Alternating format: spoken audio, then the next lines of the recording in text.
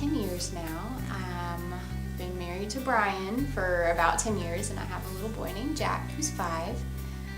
I grew up going to church with my parents every week. They really emphasized the importance of knowing about God and going to church and being involved. Crossroads was very different than the churches that I had grown up going to.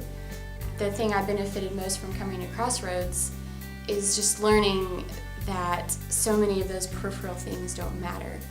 One of the things that I've learned at Crossroads through the teaching is just simplifying the gospel. Coming to Crossroads, it's so nice to be at a place where you can be flawed, because we're all flawed, and you don't feel judged for that. That you can be free to be real with who you are, because we have really learned to grasp the grace of God and the forgiveness of God. A few years ago, I started really looking for a different place to be involved in ministry. I really wanted to do something different, but I had no idea what that was. So last year, Brian and John were really talking about the vision for church, and one of those parts of the vision was working with missions. The more he talked about it, the more I started thinking, well, it's going to be great when I plan a local mission trip and when I start planning things for missions for our church. So I kind of took over his idea, and the more we talked about it, the more excited I got about what I can do to help Crossroads really be involved in the work that God is doing around the world. It's really a family thing for us. There's not a big decision I make that I don't ask for Brian's wisdom. You know, he's involved with every aspect of what I do because I trust his wisdom and I trust his judgment, and I want him to be involved in things that are important to me.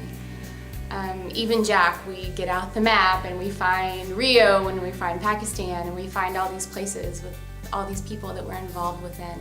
I want him to understand that people are different, and that people in different countries have a need to know God, and that not everyone is going to look like him and think like him, but God came for the world, and I want him to really grasp that. This spring, a group of us from Crossroads took a trip to Rio de Janeiro to work with an organization called Restore Brazil. They work with pastoral training, church planting, and then the part of the organization that we worked with the most is their Mercy Ministry.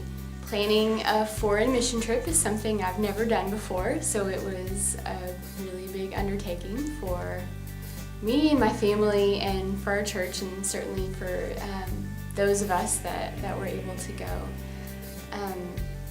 While I was there, after all of the frantic flights and fundraising and everything it took to get there, one morning I was just sitting there and I'm like, we really made it. We are here. And I was flipping through my Bible, because that's what I do, and I can't think of anything to read, and I find all the underlined verses. And there was a verse underlined from Ephesians 2:10. For we are God's handiwork, created in Christ Jesus to do good works, which he has prepared in advance for us to do.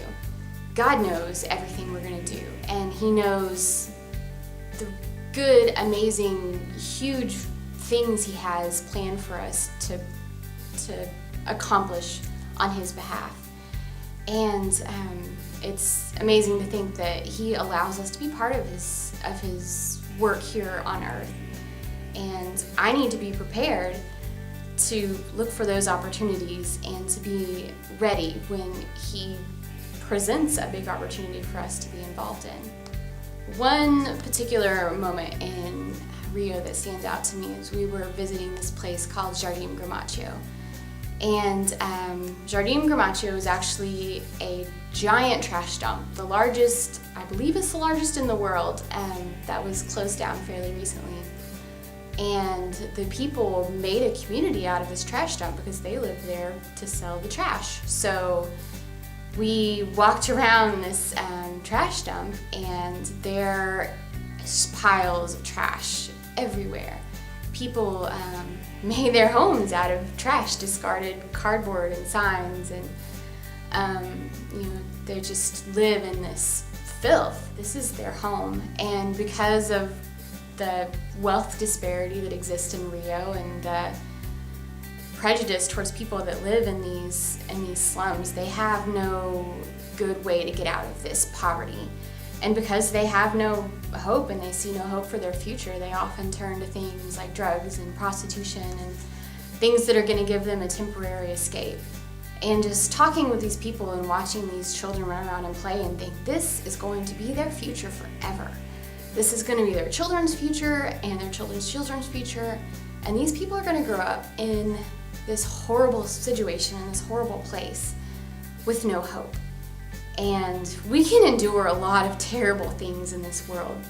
A lot of us have because we had to. But to endure those things without the hope of the future and without the hope of Christ and without the hope of heaven was just utterly heartbreaking.